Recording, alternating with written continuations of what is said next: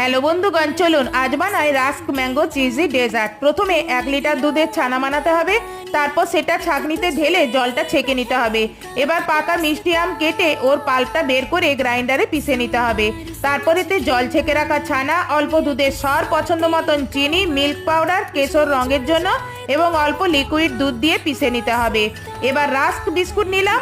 তারপর একটা গ্লাসে দুধ এবং ম্যাঙ্গো চিজি পিউরি গুলিয়ে নিয়ে ওতে একটা একটা রাস্ক বিস্কুট ডুবিয়ে একটা কানা উঁচু পাত্রে পাশাপাশি রেখে একটা লেয়ার তৈরি করতে হবে।